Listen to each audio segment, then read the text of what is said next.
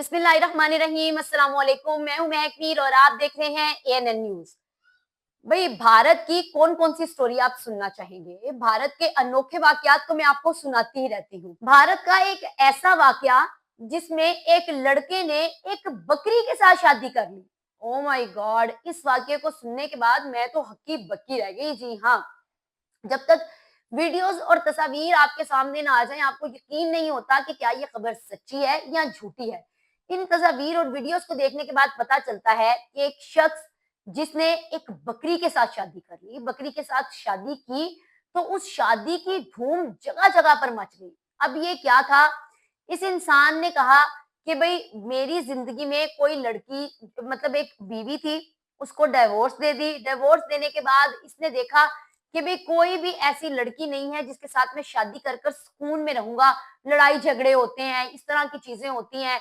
तो इसने क्या किया, एक ऐसा प्लान किया कि बकायदा तौर पर एक बकरी उसको लिया। लेने के बाद उसके सर पर एक लाल रंग की चुन्नी ओढ़ी और उसे शादी रचा ली, जिसमें इसका भाई भी शामिल था।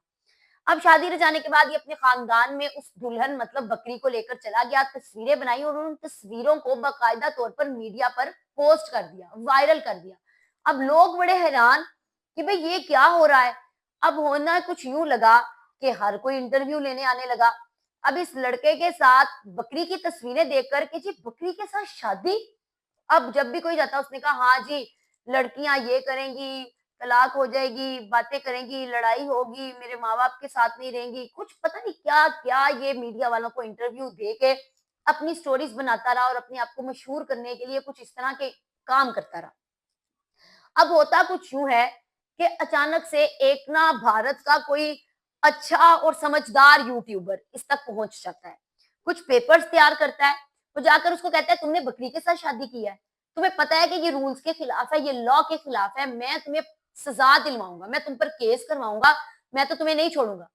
साथ ही इस आदमी की टांगे कांपना शुरू हो जाती हैं। जब उसने, वो थोड़ा लॉ के बारे में जानता था, ये ऐसा यूट्यूबर था जिसने इसको जरा धमकी धमकी दी।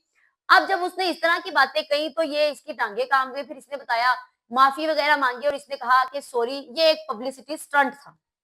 यहां से पता चलता है कि लोग पब्लिसिटी स्टंट करने के लिए क्या क्या करते हैं। इसने कहा कि जी ये एक पब्लिसिटी स्टंट था, मुझे माफी दे दें।